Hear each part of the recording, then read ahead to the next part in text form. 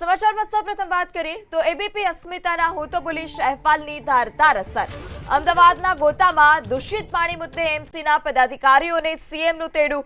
Mayor, deputy mayor, standing chairman, પક્ષના નેતા અને દંડક ગાંધીનગર જવા રવાના. ગત સપ્તાહે ગોતામાં દૂષિત પાણીને કારણે રોગચાળો વકર્યો હતો. ચોમાસાને ધ્યાનમાં લઈ સમગ્ર શહેરમાં યુદ્ધના ધોરણે કામગીરી શરૂ કરવા બેઠક. વરસાદી પાણીના નિકાલ માટેની સ્થિતિની પણ ચર્ચા થશે. વર્તમાન સ્થિતિમાં દૂષિત પાણી, ચોમાસા બાદ રોગચાળાની સ્થિતિની સમીક્ષા થશે. પેટા સમિતિના ચેરમેન, ડેપ્યુટી ચેરમેનની બાકીની નિમણૂકને લઈ પણ ચર્ચા સંપ. વધુ માહિતી સાથે સંવાદદાતા કુશાંગ ફોનલાઈનથી જોડાયા છે. કુશાંગ, આકાંક્ષી એપાર્ટમેન્ટમાં જે રીતે રોગચાળો ફાટી નીકળ્યો, એબીપી અસ્મિતા અહેવાલ પ્રસારિત કર્યો, હવે સીએમનું તેડું છે. શું વધારે વિગત? કોણ કોણ સીએમને મળવા માટે રવાના થયા છે?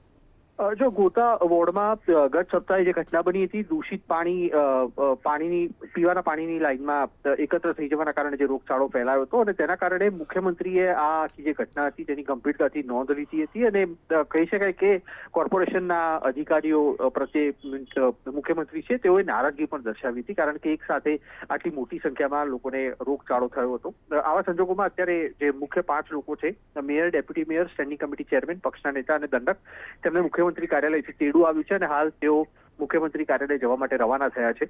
બેઠકમાં કઈ ચર્ચાઓ સંભવ છે તેની વાત કરીએ તો આગામી દિવસોમાં જે રીતના ચોમાસું આવવાનું છે અને અમદાવાદ શહેરમાં છેલ્લા 3-4 વર્ષથી ચોમાસામાં નાગરિકોની હાલત બગડતી હોય છે અને તેના કારણે થઈને જે પણ કામ બાકી હોય તે યુદ્ધના ધોરણે પૂર્ણ કરવા માટે અધિકારીઓ પાસેથી કામ લેવડાવવા આદેશ કરવા માટે પણ આ બેઠક છે, તેમાં ચર્ચા કરવામાં આવશે. એક પણ વોર્ડમાં 5 કલાક 4 કલાકથી વધુ પાણી ન ભરાઈ રહે તે પ્રકારે કામગીરી કરવા માટે સૂચના આપવામાં આવશે. તેની સાથે જે નિમણૂક મુખ્ય 5 લોકોની કરવામાં આવી છે તેને લગભગ 1 મહિનો થવામાં આવશે.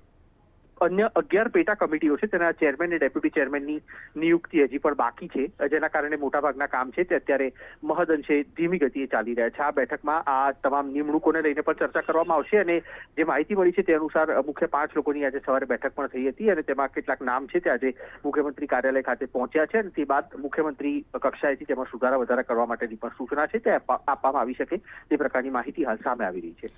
જી કુશાંગ, માહિતી બદલ આભાર.